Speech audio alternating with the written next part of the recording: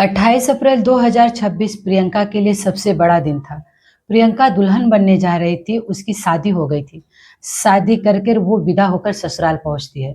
ससुराल में 2 दिन बहुत अच्छे से बीतता है, तीसरे दिन उनके यहाँ एक फंक्शन रखा जाता है और तभी उनके हस्बैंड शुभम आकर कहते हैं कि तुम यहाँ क्यों हो? तुम अपने कमरे में जाओ, ड्रेस चेंज करो, तैयार हो जाओ, मुझे घूमने जाना है। प्रियंका वहाँ से उठकर अपने कमरे में जाती है और सबसे पहले अपने पिताश्री को कॉल करती है। फ़ोन पे लगभग 2 मिनट बात करती है, तभी उसका पति यानी शुभम उनके कमरे में आ जाते हैं और वो शुभम का हाथ पकड़कर छत पे लेके जाती है।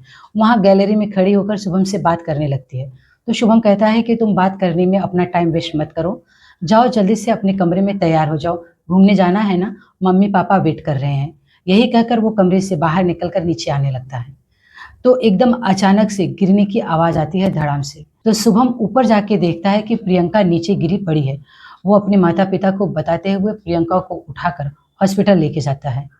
प्रियंका के गिरने के आधे घंटे बाद प्रियंका के ससुराल वाले उनके मायके में उनके पिता के पास फ़ोन करके कहते हैं कि आपकी बेटी अब इस दुनिया में नहीं रही। लेकिन प्रियंका के पापा कहते हैं कि जो बेटी अभी-अभी 2 मिनट पहले बात की मुझसे, उसने जो बात कही है ना, उसी की वजह से मेरी बेटी की जान गई है। प्रियंका के पिता ने जो बताया है, वो हर माँ-बाप को अपनी बेटी की शादी करने से पहले एक बार ज़रूर सोचना चाहिए। दरअसल यूपी के गोरखपुर के रहने वाले प्रकाश मिश्रा कस्टम विभाग में ड्राइवर थे। इनके 3 बच्चे थे, 2 बेटियाँ, 1 बेटे। प्रियंका डबल एमए, पीएचडी कर चुकी थी और इनकी मुलाकात ऑनलाइन शुभम से होती है।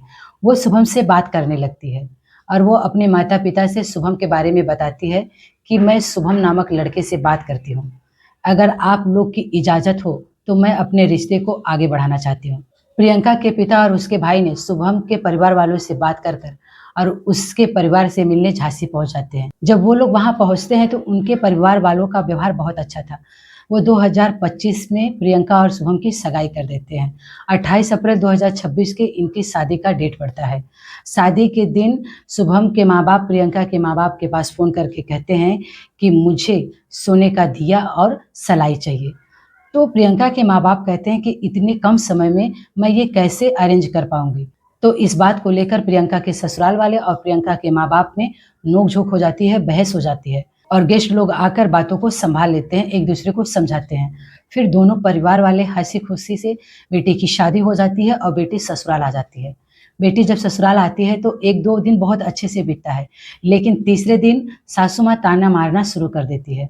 शादी के 11वें दिन घर में एक छोटा-सा फंक्शन रखा जाता है और फंक्शन में आस-पड़ोस की सारी औरतों को बुलाया जाता है। सब लोग आती हैं, प्रियंका की मुँह दिखाई होती है, सब लोग प्रियंका को उपहार देते हैं।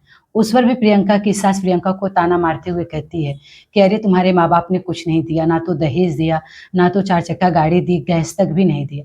प्रियंका इन सब बातों से सुन-सुनकर वो बहुत परेशान हो गई और वो लज्जित हो जाती थी कि सबके सामने उनकी सास उनको ताना मारने से बाज नहीं आती है। यही सब बताने के लिए वो अपने पति का हाथ पकड़कर छत पर ले जाती है। पति-पत्नी में बात होती है और बहस होने लगती है। इसी गुस्से में आकर पत्नी ने छत से गिरकर अपनी जान दे दी है। उन पति-पत्नी के बीच में बहस हुई जिससे प्रियंका ने ऐसा कदम उठाया। लेकिन प्रियंका के पिता का कहना है कि मेरी बेटी अपने ससुराल वालों की वजह से परेशान हो गई थी, इसकी वजह से उसने सुसाइड की है। आज भी हमारे देश में दहेज की वजह से कितनी भी बहन-बेटियाँ हैं जो सुसाइड कर लेती हैं, अपनी जान दे देती हैं। तो ऐसे परिवार वालों के बारे में आपकी क्या राय है? कमेंट बॉक्स में ज़रूर रखना। जय हिंद, जय भारत।